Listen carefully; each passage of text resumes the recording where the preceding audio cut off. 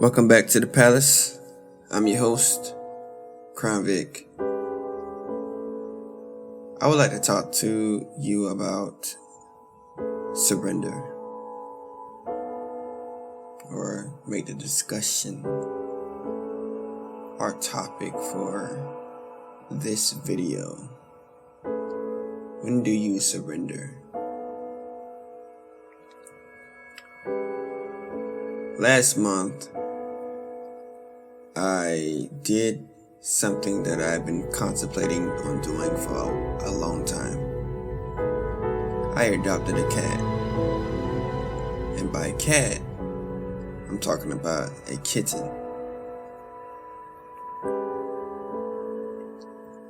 When I was young, I had a cat named Kitty. Kitty was one of 3 cats, and also the lone survivor after one of the cats got ran over and the other cat got caught up in the engine. And unfortunately, as my grandmother started up the car, he got caught up in the fan. We didn't find him until days later, after the car gave off a nasty smell, and I believe the AC unit or the engine was heating up, I'm not sure. But regardless, the mechanic found the cat in the end. And there was one cat that remained, and that was Kitty. I've always loved cats because I've always been a cat type person. I'm not sure if people have personalities specific to a certain pet, but if I had to choose between a dog or a cat, not just as far as what I would consider as a pet, but what my personality seems to match with the most, it would be a cat. As I am often standoffish, or can be. But while standoffish, I can be kind, I can be affectionate when I want to be. Hence, I've always said that if I were an animal, I would be a house cat. Will always be my answer to that question. So, with my experience with cats, me loving cats, always looking at cats on the internet and growing up with a cat, until one day my sole survivor cat eventually ran away, I decided to adopt a cat 1 month ago. After debating and debilitating on it, I don't even know if I used that word right, so I'm gonna just use debating. Oh, the word I was looking for is deliberating on it for about a year and some change, until I finally said, you know what, I got my own place. And I had my own place for about a year and some change. Let me go ahead and have some company with just a cat. So I end up getting a kitten, and immediately before I took the kitten home, because I didn't immediately take the kitten home because of checkups that he had to do, and neutering because he was a stray.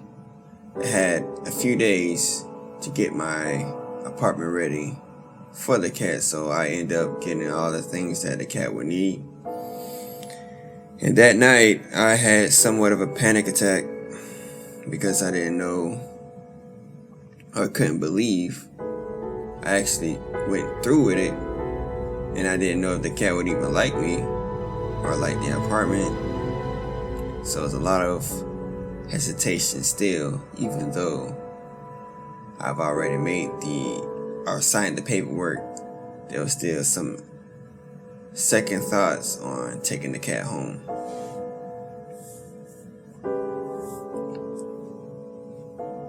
The day comes where I take the cat home, and I brought him home in the bag and opened it. I allowed him to explore the apartment. But it so happened to be a very busy time for me, as right up until that moment, I would have to start working a lot once again. Whereas the days before, or the months before getting the cat, I had a lot of free time at my apartment. But as soon as I got the cat, I had to work again and work long hours.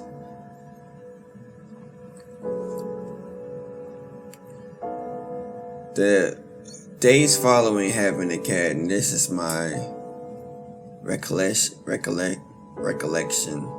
on it, is I'm allergic to cat saliva, and I've known that before getting the cat, and that was part of my hesitation until I heard about one particular popular cat owner who also said that she was allergic to cat saliva, but that didn't stop her from getting the cat. So that kind of like made sense to me. Why let that stop me from getting something that I wanted? So kept sneezing, those days, and not only that, but after the cat got used to, being at the apartment, he started to just kind of run around a lot. It was hard for me to concentrate because of his zoomies. So I live in a studio, a 1-bedroom studio apartment, and with his zoomies zooming all over the place, he didn't. And by the way, I'm on the 3rd floor, so I can't really let the cat out like a lot of cat owners probably would. So on the 3rd floor of this 1-bedroom studio apartment, he had, I wouldn't say a little room, but relatively not enough space to be wild. He had his cat tower, but that wasn't enough, so he had to go get on the couch and stuff and scratch up the couch. Even though I tried to, trim his nails, that didn't really help. He had, with his zoomies, it seemed to stalk me around the apartment.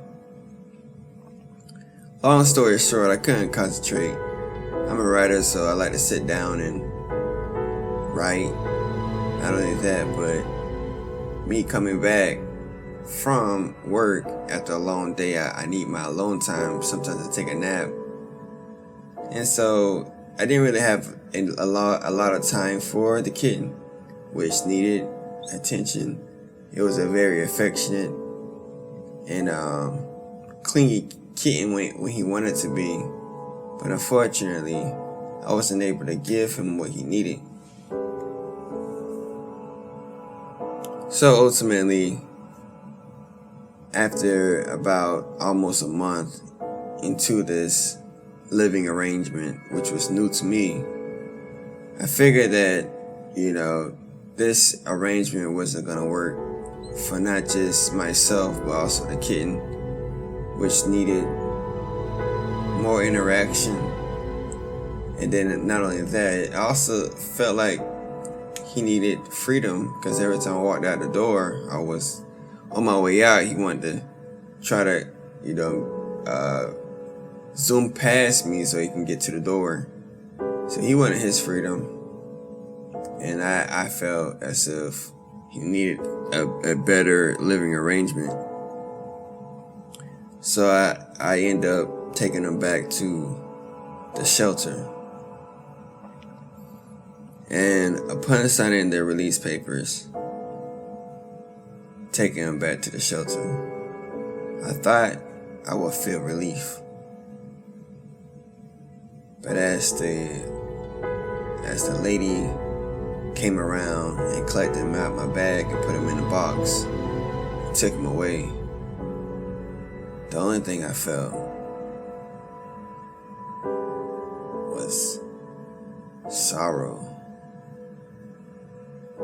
I felt sad, like really, really sad, to the point where she was telling me something, but I didn't want to hear it, or, it went in one ear and out the other, because I couldn't stay there anymore.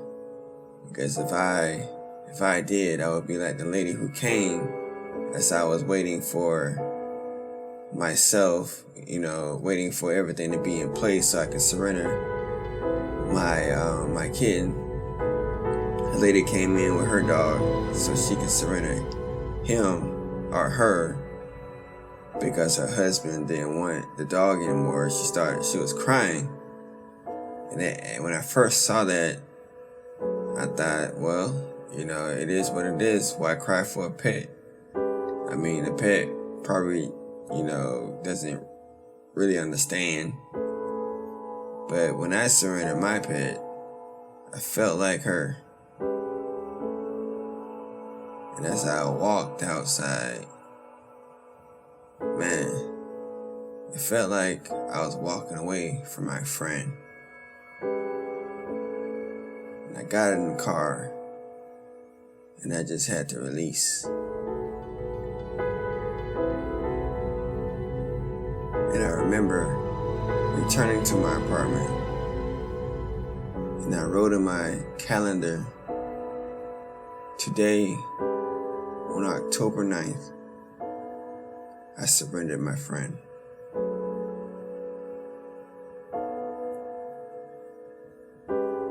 When do we know when to surrender?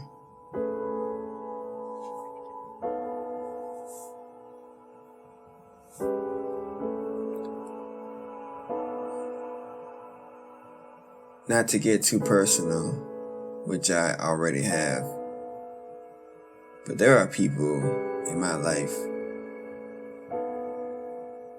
that I do not ever want them to go away.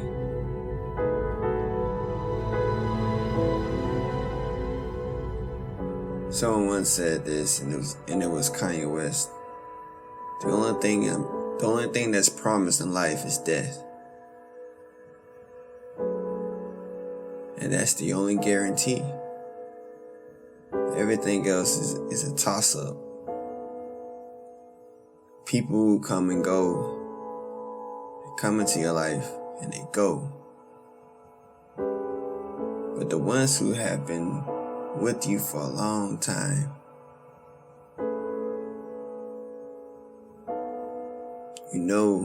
it's only a matter of time before the inevitable comes. How do you know when to surrender? When that time comes, do you hold on as best as you can? Or do you let them go freely without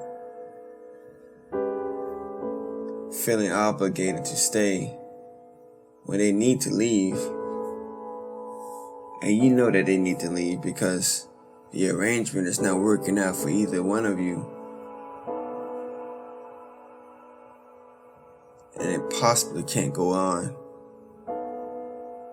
How do you know when to surrender?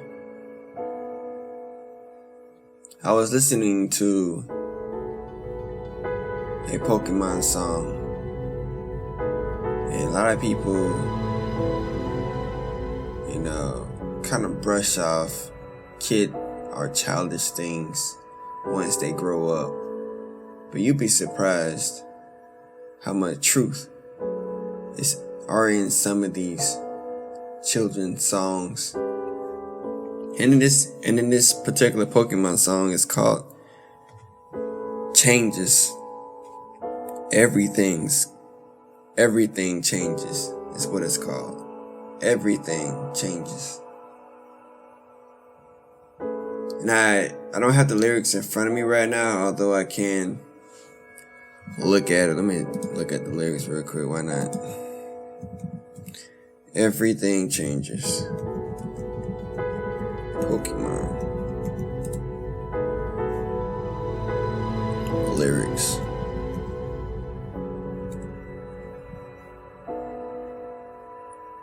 Let me see if the lyrics will show up. Alright, here it is. Your heart's beating around the clock. Time ticking away, it doesn't stop. Evolution is taking place. The world is spinning and changing every day. Anything you think of with a name, there isn't anything in life that ever stays the same. Everything changes. Things are changing constantly. Everything changes. It's evolutionary.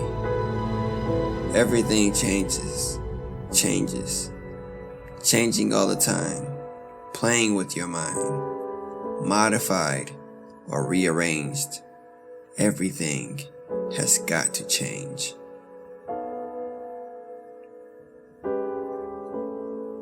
The sun comes up. The sun goes down.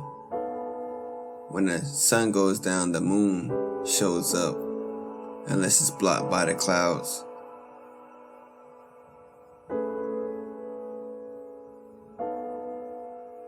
Every day is a new day.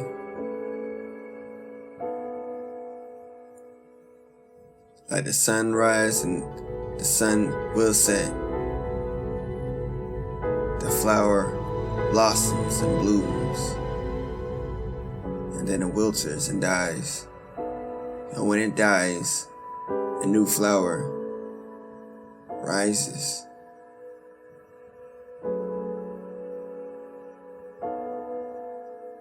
Animals, they're born every single day and then they die. People are born every single day and every day somebody dies.